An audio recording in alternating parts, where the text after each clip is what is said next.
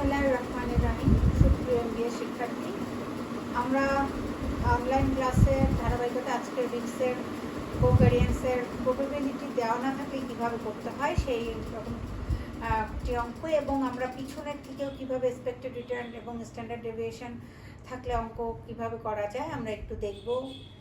Correlation কোএফিসিয়েন্টের ফর্মুলাও শিখব। আমাদের হচ্ছে ক্লাসের ধারাবাহিক কার্যক্রমের মধ্যে পাশাপাশি আবার তোমাদের ইনকোর্সের পরীক্ষাও শুরু হচ্ছে, তাই আশা করব তোমরা এই ক্লাসগুলো একটু ফলো করবে।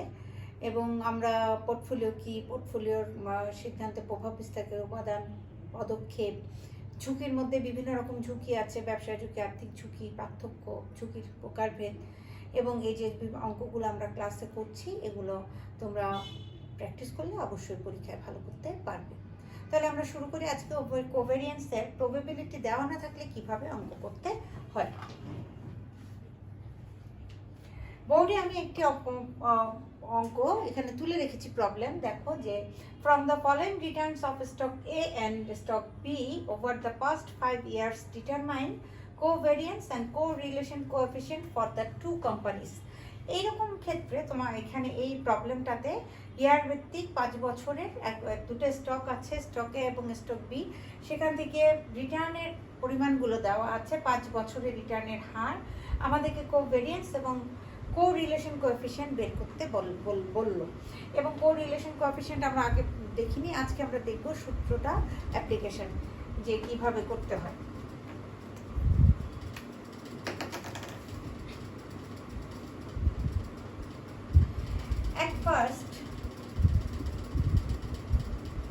At first we have to calculate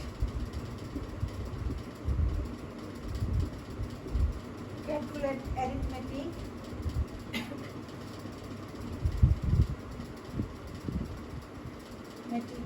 R bar, অর্থাৎ এই যে রিটার্নগুলো দেওয়া আছে এই মিন অফ আর আমাদেরকে প্রথমে নির্ণয় করতে হবে। আমরা জানি হচ্ছে কি আর বার ইজ ইকুয়াল টু হচ্ছে R1 প্লাস এইভাবে যত বছরের আর এর পরিমাণ দেওয়া আছে ডিভাইডেড বাই হচ্ছে বছরের সংখ্যা এন এর মান। এভাবেই আমরা আর বার নির্ণয় করতে পারি, মিন অফ আর বা গড় আর।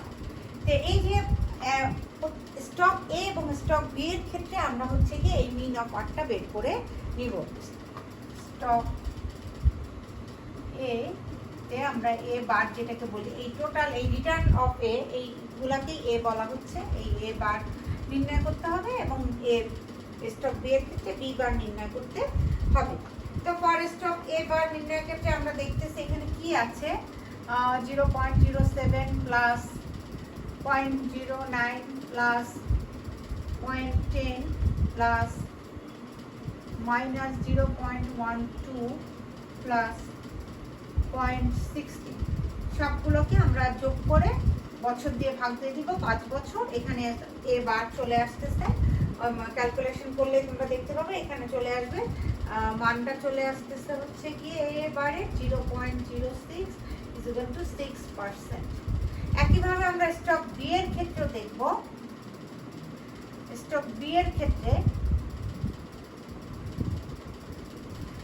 বি রিটার্ন অফ বি এর মিনটা কত, ঠিক একইভাবে 0.12 plus 0.15 plus minus 0.16 plus 0.20 plus 0.80 তোমার ডিভাইডেড বাই 5, বছরের সংখ্যা 5। এবং এক্ষেত্রে স্টক বি এর ক্ষেত্রে মিন অফ আর হচ্ছে গিয়ে 0.098 ইজ ইকুয়াল টু 9.8%। এখন আমরা কোভ্যারিয়েন্সের ফর্মুলাটায় যাব, যে কোভ্যারিয়েন্স বের করার ক্ষেত্রে সূত্রটা কি ছিল। আমাদের কোভ্যারিয়েন্স বের করার ক্ষেত্রে সূত্রটা ছিল, আমি এখানে এতটুকু এখন মুছে ফেলি, আমার বের হয়ে গেল 6% এবং 9.8%। এ বারের পরিমাণ আমরা একটু এখানে লিখে রাখি, তাহলে এদিকে এ হচ্ছে গিয়ে 6% অ্যান্ড বি মান হচ্ছে গিয়ে 9.8%। তাহলে চলে গেল। আমরা এখন চলে যাই তাহলে আমার কোভেরিয়েন্সের সূত্রটা কি ছিল সেইখানে আমরা একটু রিপিট করি। এর আগের দিন আমরা অঙ্ক করেছিলাম বা কোভেরিয়েন্সের প্রবলেম সলভ করেছিলাম যে প্রবাবিলিটি দেওয়া থাকলে কি করে করতে হয়। এখানে কিন্তু প্রবাবিলিটি দেওয়া নেই, তাহলে কোভেরিয়েন্স ইজ ইকুয়াল টু কত? কোভেরিয়েন্সের ফর্মুলাটা কি?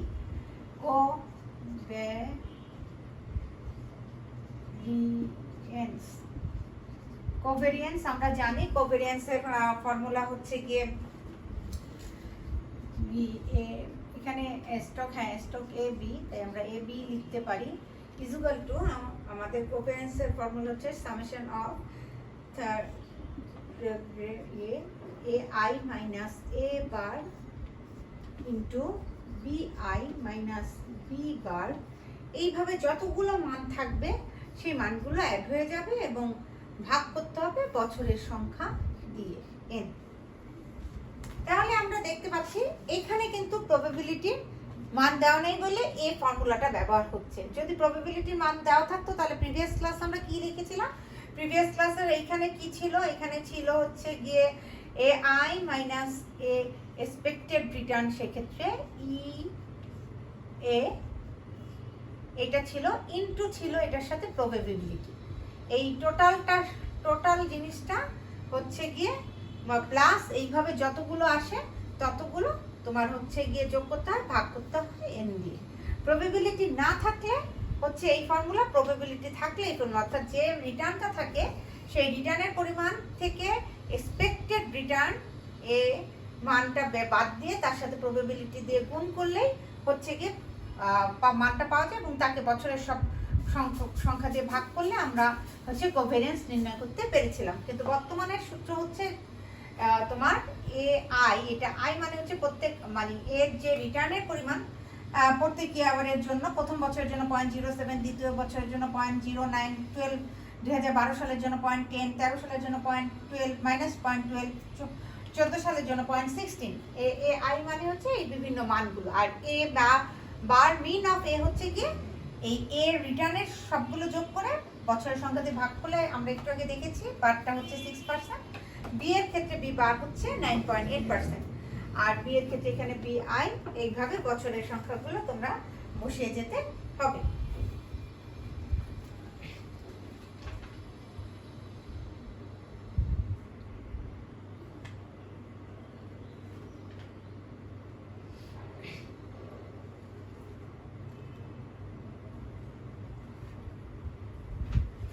এখন আমরা এখন আমরা অঙ্কটাতে বসাই। আমাদের কিন্তু মান বের করা আছে। A1 এর ক্ষেত্রে মানটা আমরা জানি 0.2, আমরা এই পাশ থেকে শুরু করি, দিক থেকে 0.07 মাইনাস হচ্ছে কি তোমার এ বারটা আমরা জানি 6%। এখন আমরা এটাকে পার্সেন্টেজে যদি নিয়ে আসি বা 0.06, এটা হচ্ছে কি 0.06, এটা হচ্ছে কি 0.098। তাহলে এখন আমার A1 মাইনাস এ বারের মান ছিল 0.06। ঠিক একইভাবে এরপরে B1 এর মানটা কত? 0.12 মাইনাস বি বার হচ্ছে 0.098। চলে গেল আমার এই দুইটা। এখন এই মান অর্থাৎ প্রত্যেক বছরেরটা ধরে ধরে আমরা করব। আমার প্রথম বছরেরটা গেল, এই দুইটা কাজ শেষ, তারপরে প্লাস চিহ্ন। আবার আমার এখানে হবে গিয়ে সেকেন্ড বছরেরটা এই 0.09 এবং 0.15, 0.09 মাইনাস আমার প্রত্যেকবার এ বার মিন অফ এটা বাদ হবে 0.06 ইন্টু বি ওয়াইন, সেকেন্ডটা হচ্ছে 0.15 মাইনাস 0.098। একইভাবে আবার প্লাস দিয়ে আবার পরের বছরটা 0.10 মাইনাস 0.06।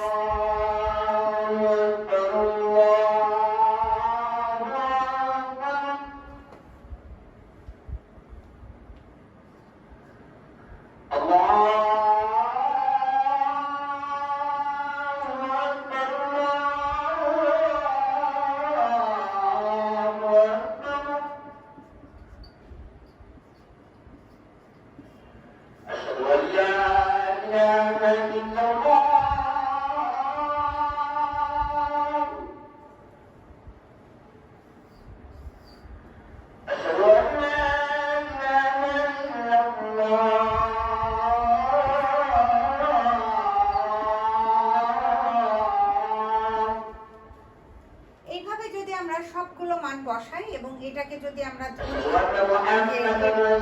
ভাগ দিই 5 দিয়ে বছরের সংখ্যা, তাইলে তোমার এখান থেকে আমার কোভেরিয়েন্সটা বের হয়ে আসবে। এবং এক্ষেত্রে কোভেরিয়েন্স বের হয়ে আসবে হচ্ছে গিয়ে -0.00374। তাহলে দেখতে পেলে যে কোভেরিয়েন্সের মানটা এখানে মাইনাস আসলো, অর্থাৎ এর মানে হচ্ছে যে কোভেরিয়েন্সের যে দুটো সিকিউরিটি আছে, আমরা জানি কোভেরিয়েন্স মানে হচ্ছে যে পোর্টফোলিওতে যে সিকিউরিটিগুলো আছে তাদের পারস্পরিক সম্পর্কের মিথস্ক্রিয়া।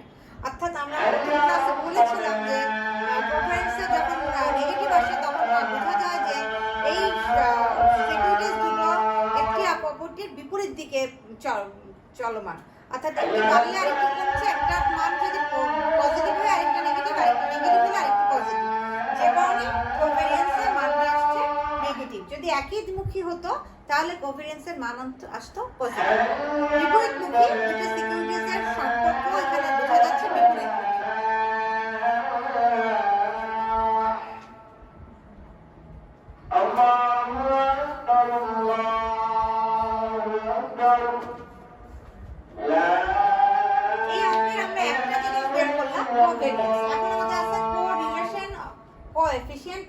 For the two companies, covariance থেকে আমরা কিন্তু কোরিলেশন কোএফিশিয়েন্ট বের করতে পারবো। সেই ফর্মুলাটা এখন আমি তোমাকে দেখাচ্ছি যে কোভেরিয়েন্স থেকে আমরা কি করে কোরিলেশনে যাই।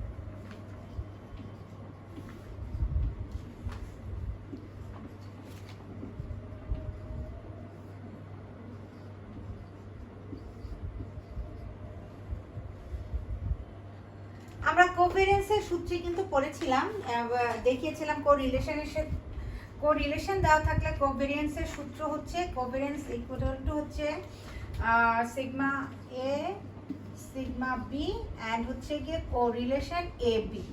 এই সূত্রটা আমরা প্রথম দিন কিন্তু দেখিয়েছিলাম। এবং এই সিগমা এ এবং এই জিনিসটাকে আমরা আবার জানি বলা হয় স্ট্যান্ডার্ড ডেভিয়েশন। স্ট্যান্ডার্ড ডেভিয়েশন এ, স্ট্যান্ডার্ড ডেভিয়েশন বি, আর তার সাথে ইনটু হচ্ছে কোরিলেশন এ বি।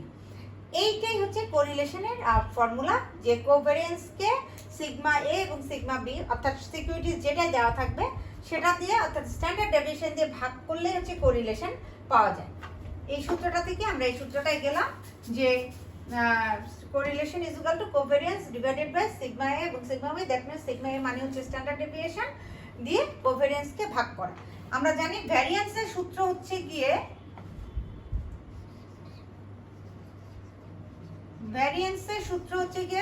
এই যে সিগমা এ হলে স্কয়ার যেটা দেওয়া থাকে, আর স্ট্যান্ডার্ড ডেভিয়েশন সেই একই জিনিস।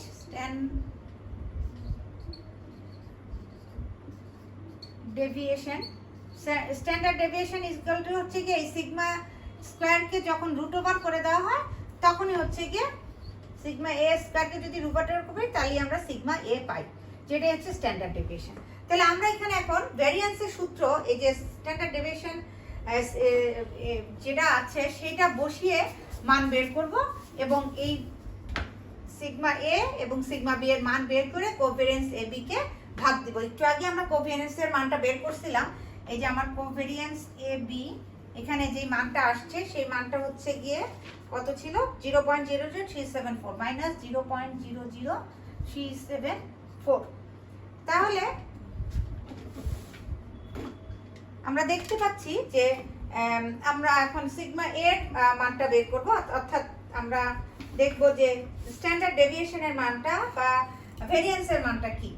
আমরা যদি জানি সিগমা এ স্কয়ার, এটাকে বলা হয় ভেরিয়েন্স। ভেরিয়েন্সের ফর্মুলা যদি প্রবাবিলিটি দেওয়া না থাকে তাহলে আমরা জানি ফর্মুলাটা হচ্ছে সামেশন অফ এ আই, যতগুলো রিটার্ন দেওয়া থাকবে তার থেকে বাদ হচ্ছে এ বার, অর্থাৎ মিন অফ এ। এটাকে এইভাবে যত বছরের থাকবে সেই বছরগুলোকে তোমার ইয়ে করতে হবে, যোগ করতে হবে।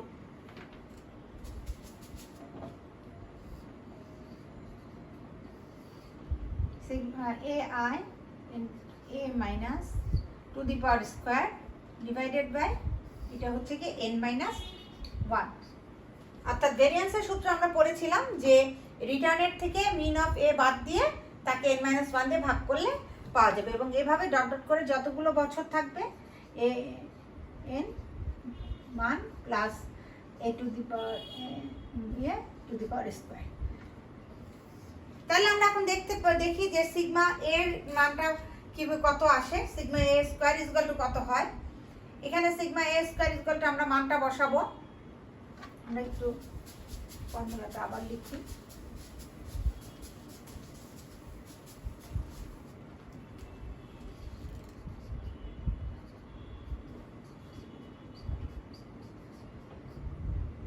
Summation of eta square divided by n minus 1।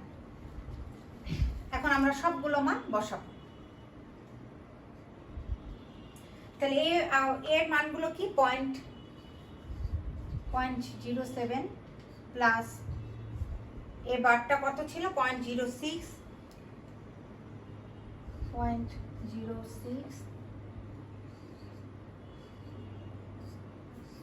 Square, এবং পরেরটা কত 0.09।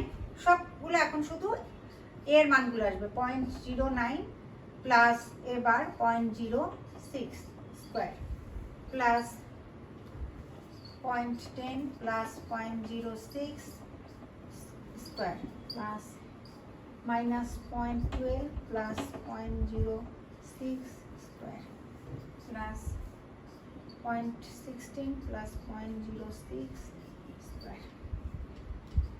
এইটাকে ভাগ n মাইনাস 1, n হচ্ছে 5 মাইনাস 1 মান n এর মান। তাহলে আমরা দেখতে পাচ্ছি সিগমা স্কোয়ারের যদি আমরা এই মানগুলো বসাই, অর্থাৎ এর এই যে মানগুলো এইগুলো আমরা এখানে বসালাম। এর সবগুলো মান থেকে আমরা এ বার মিন অফ এ বারের মান ছিল 0.06 প্লাস করা, তার সাথে স্কোয়ার করা, এরপরে 5 মাইনাস 1 দিয়ে ভাগ করলে সিগমা স্কোয়ারের একটা মান চলে আসবে, সেটা হচ্ছে গিয়ে কত 0.01125। এখন এটাকে যদি আমরা স্কোয়ার করে দিই, এটার মানই হচ্ছে সিগমা এ স্কোয়ার। কিন্তু আমার কিন্তু কোভেরিয়েন্সের সূত্রটা কি ছিল? কোভেরিয়েন্সের সূত্র ছিল কোরিলেশন কোএফিশিয়েন্ট নির্ণয় করার জন্য কোভেরিয়েন্সের মানকে সিগমা এ দিয়ে ভাগ করা। অর্থাৎ কোরিলেশন কোএফিশিয়েন্ট বের করতে হলে আমার কি করতে হবে? আমার করতে হবে যে কোভেরিয়েন্স এ বির মান তো আমার জানা আছে, তাকে আমি ভাগ দিব সিগমা এ সিগমা বি দিয়ে। তাহলে আমার সিগমা এর মান বের করতে হবে। এটাকে যদি আমি এখন রুট করে দেই, অর্থাৎ সিগমা এ স্কোয়ারকে যদি আমি রুট করি, এই পাশেও যদি এটাকে আমি রুট করি 0.01125, তাহলে সিগমা এর মান বের হয়ে আসবে 0.10607। অর্থাৎ আমার একটা মান পেয়ে গেলাম, অর্থাৎ সিগমা এর মান হচ্ছে 0.10607। এখন একইভাবে আমি সিগমা বিটা বের করবো, সেই একই জিনিস, শুধু মানগুলো বসবে কি রিটার্নের মানগুলো সব আসবে সিগমা বি এর। অর্থাৎ এখানে হয়ে যাবে এখন বি, এখানেও চলে আসবে বি আই, এখানে চলে যাবে বি বার n মাইনাস 1। ঠিক একইভাবে আমরা এই বি এর এই মানগুলো যদি বসাই, অর্থাৎ 0.12 প্লাস বি বারের মান ছিল 0.098 whole square plus 0.15 plus 098 whole square plus minus 16 plus 098 whole square 0.12 plus 098 whole square plus 0.16 plus 098 0.16 না সরি 0.18 0.12, 0.15, 0.16, 0.20, এটা হবে 0.20 প্লাস 098 আর 0.18 প্লাস 098, এটাকে আমরা ভাগ দিচ্ছি 5 মাইনাস 1 দিয়ে।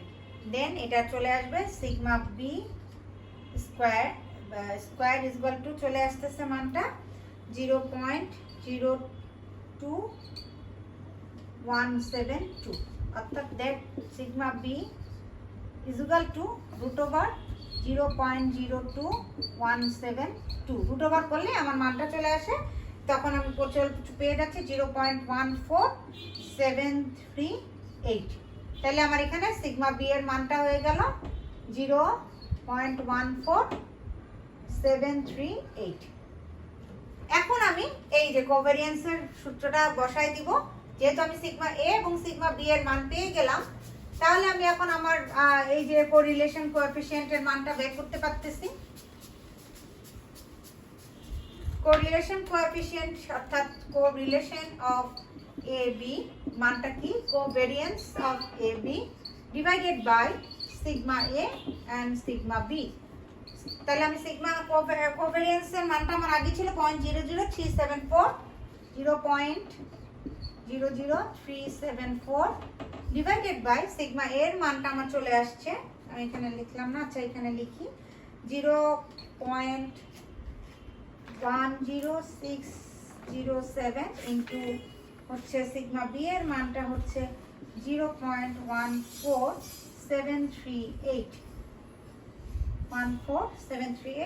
এটা করলে আসতেছে মাইনাস 0.2392, অর্থাৎ কোরিলেশন কোএফিসিয়েন্টের মান আসলো 0.2392। এইভাবে অঙ্কের ক্ষেত্রে যদি কোরিলেশন কোএফিসিয়েন্ট বের করতে বলে আমরা ফর্মুলা দিয়ে বের করতে পারি। এছাড়া অঙ্কে অনেক সময় কোরিলেশন দেওয়া থাকে, ভেরিয়েন্স, স্ট্যান্ডার্ড ডেভিয়েশন, এই মানগুলো বলা থাকে, সরাসরি সূত্রে বসিয়ে অঙ্ক সমাধান করতে হয়। যেমন এক্সপেক্টেড রিটার্ন চাইতে পারে কোনো একটা অঙ্কের, অথবা কোনো একটা অঙ্কের হচ্ছে গিয়ে স্ট্যান্ডার্ড ডেভিয়েশন যদি চায়, তখন সেক্ষেত্রে এইভাবে করতে হয়। সুপ্রিয় শিক্ষার্থী, আমরা যদি ছোট আরেকটি অঙ্ক একটু ফলো করি, তাহলে আমরা একটু বুঝতে পারবো যে ডিফারেন্ট আরেকটি অঙ্ক আমি একই সাথে তোমাদের জন্য একটু আলোচনা করে দিতে চাই। ছোট্ট একটা অঙ্ক, তোমরা একটু শোনো। যে এই অঙ্কটা আমরা পিছনের ক্লাসটা রিভিশন আনবো, যেহেতু তোমাদের সামনে একটি কোর্স, যে এক্সপেক্টেড রিটার্ন বের করতে হয় কিভাবে। আমরা কিন্তু জানি যে এক্সপেক্টেড রিটার্নগুলো হচ্ছে গিয়ে যে রিটার্নগুলো দেওয়া থাকে সেই বারটা হচ্ছে গিয়ে বাদ দিয়ে এক্সপেক্টেড রিটার্নটা নির্ণয় করতে হয়। আর কখনো কখনো অঙ্কের মধ্যে তোমার এক্সপেক্টেড রিটার্ন নির্ণয় করা লাগে না, তোমার যদি দিয়ে দেয় তাহলে সরাসরি হচ্ছে গিয়ে তোমার হচ্ছে এক্সপেক্টেড রিটার্ন হচ্ছে রিটার্নের পরিমাণকে প্রবাবিলিটির গুণ দিয়ে এক্সপেক্টেড রিটার্নটা আমরা বের করে নিই। আমরা জানি অনেক সময় ক্যালকুলেশন অফ এক্সপেক্টেড রিটার্ন এটাও আসতে পারে, তখন কিন্তু এগুলো বের করে দেখাতে হয় যে রিটার্নের যে মানগুলো দেওয়া থাকে স্টকের বিভিন্ন বছরে, তার সাথে প্রবাবিলিটিকে গুণ দিয়ে আমরা এক্সপেক্টেড রিটার্ন বের করি। অনেক সময় একটা অঙ্ক যদি আমরা দেখি যে মনে করো একটা অঙ্কের বলা হচ্ছে যে common stock, the common stock of company X and Y, অর্থাৎ দুটা কোম্পানি আছে স্টক এক্স অ্যান্ড ওয়াই। এই স্টকের তোমাকে বলে দিল হচ্ছে এক্সপেক্টেড রিটার্ন বলে দিল, এক্সপেক্টেড রিটার্ন এক্স এর ক্ষেত্রে বলে দিল হচ্ছে গিয়ে 0.105, ওয়াই এর ক্ষেত্রে বলে দিল 0.06, স্ট্যান্ডার্ড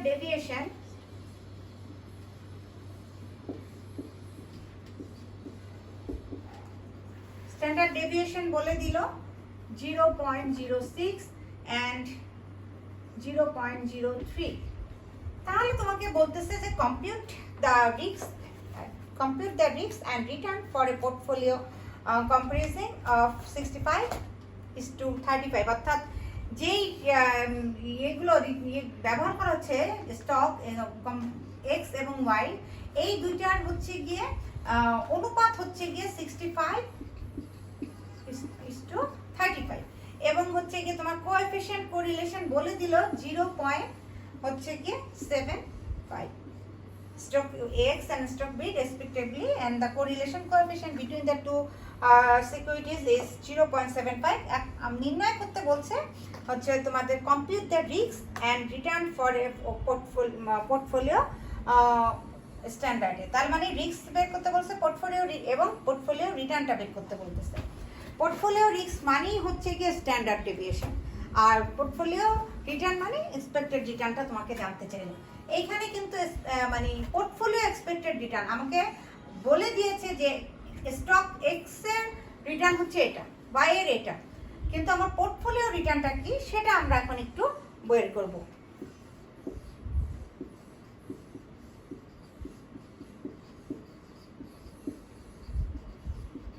পোর্টফোলিও রিটার্নের ক্ষেত্রে আমরা একটু আগে আমি বললাম না এক্সপেক্টেড রিটার্ন, অর্থাৎ তোমার হচ্ছে কি আর বের করতে হবে, এবং এখানে আমার কিন্তু এক্সপেক্টেড রিটার্ন বলেই দিয়েছে। এক্সপেক্টেড রিটার্নের মান এখানে বলে দিয়েছে কত, এটার সূত্রটা হচ্ছে ERX ইন্টু WX অর্থাৎ weight plus ERY into WY।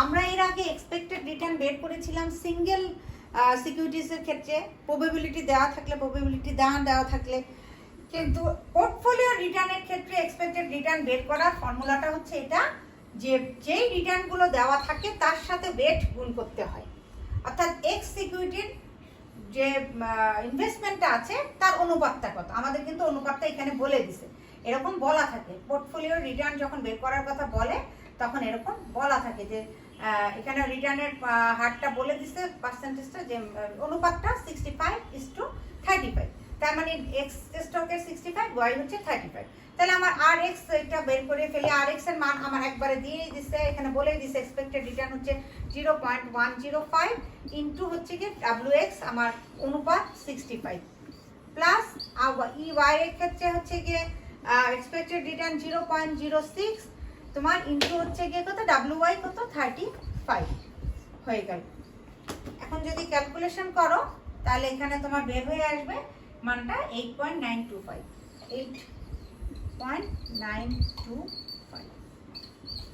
এই হলো গিয়ে আমার পোর্টফোলিও রিটার্নের ফর্মুলা। পোর্টফোলিও রিটার্ন মনে রাখবা W ওয়েটটা গুণ করতে হবে, এক্সপেক্টেড রিটার্ন যা থাকবে তার সাথে ওয়েট, অর্থাৎ প্রতিটা সিকিউরিটিজের যে রিটার্নটা আশা করে তার সাথে তার ওয়েটটা মূলধনের অনুপাতে তার অনুপাতটা কত সেটা দিয়ে গুণ দিয়ে বের করা। এখন আমরা চলে যাই একটু, আমার পোর্টফোলিও রিটার্নটা বের করলাম, এখন আমাকে একটু পোর্টফোলিও রিস্কটা বের করতে বলছে। সেই পোর্টফোলিও রিস্কের ফর্মুলাটা কি, পোর্টফোলিও রিস্ক মানেই হচ্ছে কি স্ট্যান্ডার্ড ডেভিয়েশনের মাধ্যমে রিস্ক নির্ণয় করা। পোর্টফোলিও রিস্ক, পোর্টফোলিও রিস্ক আর স্ট্যান্ডার্ড ডেভিয়েশন। স্ট্যান্ডার্ড ডেভিয়েশনের ক্ষেত্রে ফর্মুলাটা হচ্ছে এখানে x is equal to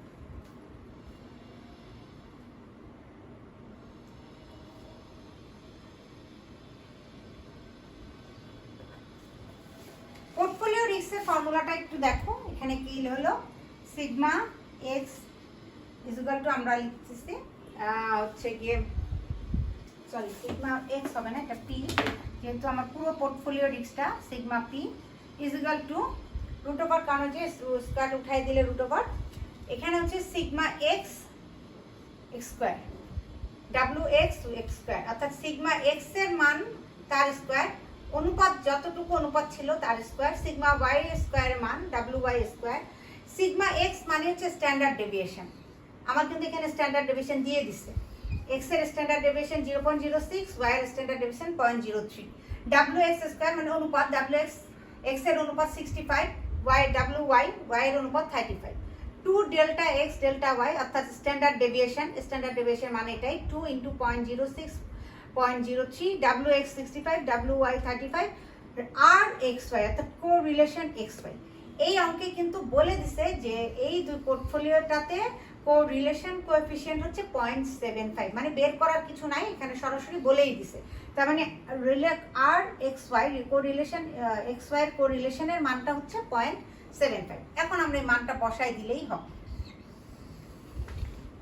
দেখি ডেল্টা এক্স স্কোয়ার আমরা জানি 0.06 স্কোয়ার, WX স্কোয়ার হচ্ছে গিয়ে 65 স্কোয়ার প্লাস ডেল্টা ওয়াই হচ্ছে 0.03 স্কোয়ার,